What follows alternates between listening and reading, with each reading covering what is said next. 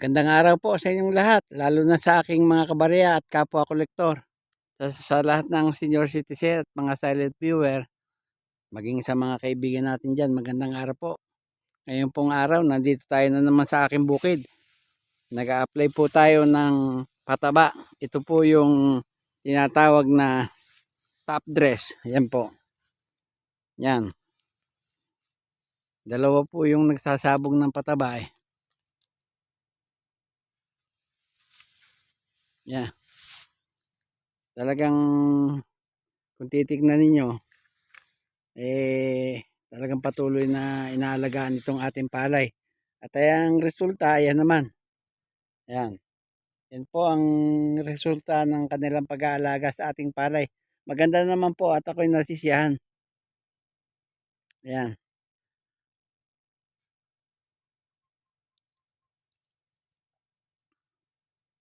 Yan po yung ating mga kasama sa bukid na patuloy na tumutulong at sumusuporta sa atin. Masisipag naman po sila. Dalawa po sila yan. Oh.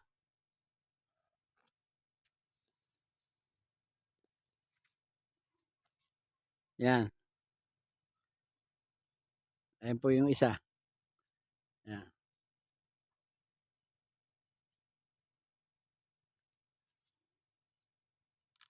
Napakaganda ng dating ng bukid. Napakaganda. Sasabihin ko po sa inyo ang totoo. Yan po ang palay namin. Yan. Maganda po ang naging resulta. Kahit na medyo mahal ang mga nilalagay, yung tinatawag nating input. Lahat nagtaasan. Tapos yung palay bumaba. Sabi daw po, may balita kami na sa darating na anyan, ay aabutan pa rin ng magandang palay kahit hindi masyadong mababa. Katulad ng tag-ulan, ang palay 8 pesos. Yan. Ngayon palagay ko, pinakamababa na 18 pesos. Kasi po sa kasalukuyan, ang presyo ng palay ay 21 pesos hanggang 24 pesos ang kilo.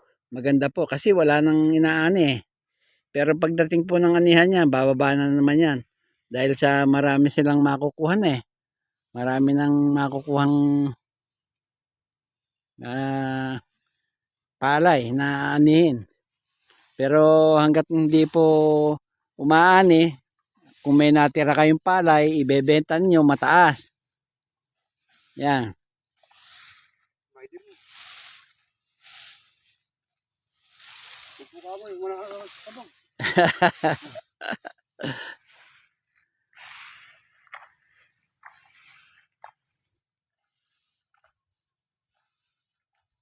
Yan ah.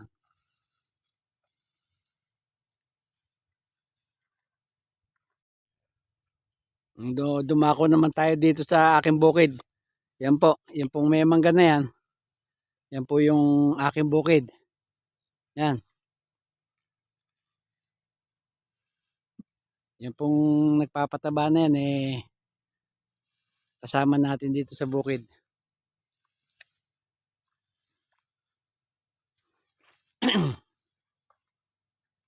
May bulaklak na ba yung mangga?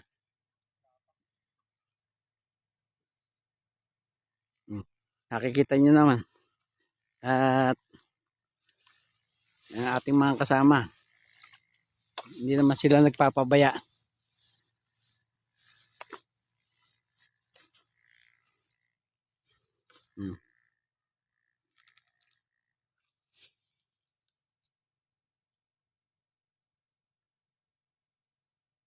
Yan, yan yung mga kasama natin. Patuloy silang nag-a-apply ng pataba.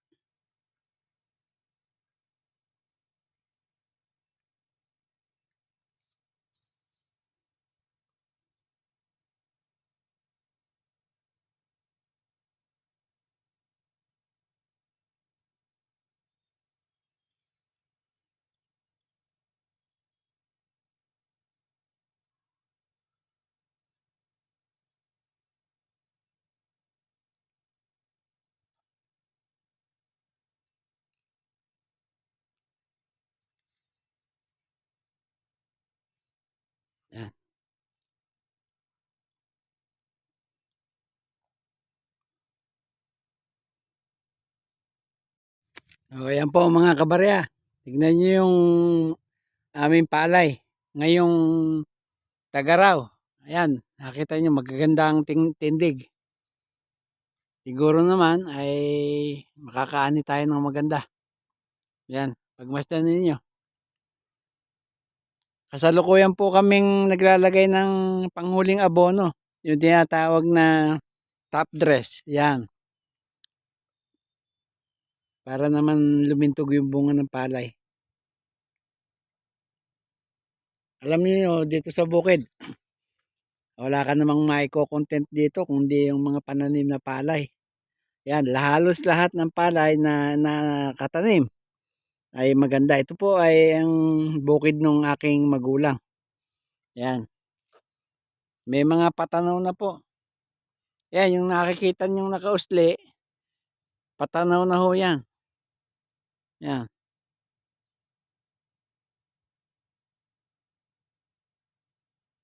Sisiyahan naman ako at maganda. Maganda ang dating ng palay. Kahit papaano ay may kaparte yung mata. Sabi nga, sa bawat pagtatrabaho dito sa bukid, kinakailangan may kaparte ang mata. Yung nakikita nyo pong nakausli, ayan. Yan po, nakausli. Patanaw na po ng palay yan. Ibig sabihin po, karamihan ng ating palay, siguro sa loob ng 1 linggo, ay magpapakitang sapaw na po yan. Ibig pong sabihin ng sapaw, lulusot na po yung mga bunga. Bunga ng palay. O yan. Tapos maghihintay lang na mahinog at aanihin na. Ang estimate ko ho dito, 1 linggo ng Marso, maaani na itong palay nito. Ayan, nagpapataba na.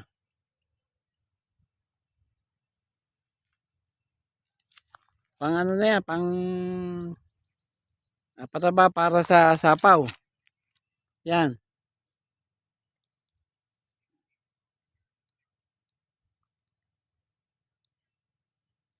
Para sa sapaw po yan.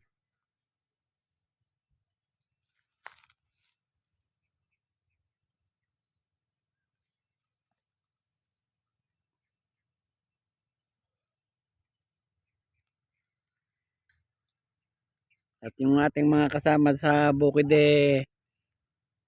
talagang matyatsyaga. Yan, 2 po silang nagsasabog.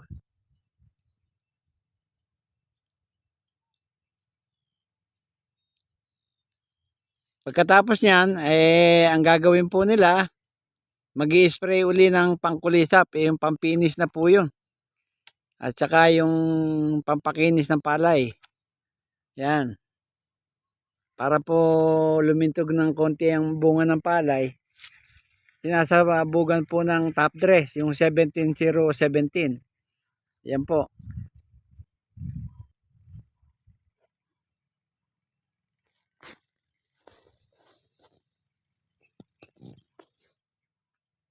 Ano, kitang-kita niyo yung mga kasama natin na mabilis na nagsasabog.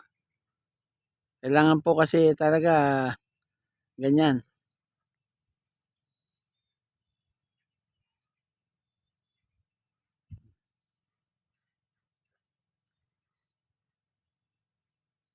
Nakita niyo naman po mga kabarya kung gaano kahirap mag-ano sa bukid.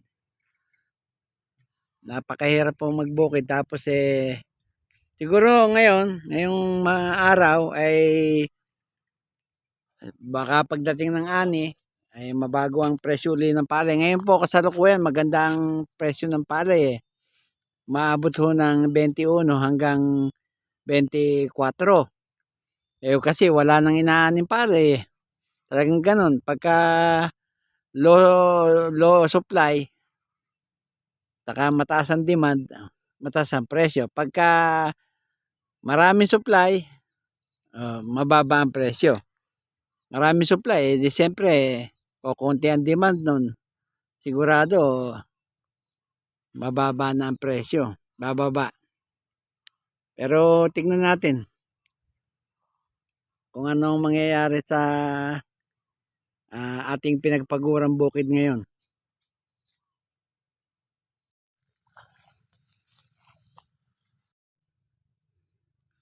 Mga kabarya, hindi ko masyadong pakakahabaan itong aking video. Siguro naman, kahit sa kaunting pagbabalita at pagpapakita, ika nga may konting konsuwelo tayo sa ating bukid. Yan po, makikita nyo. Maganda ang resulta. Hanggang dyan po ang aking video at salamat po muli sa inyong walang sawang panonood sa aking mga vlog. Salamat po ng marami sa inyo. At sa huli ay masabi kong mabuhay tayong lahat.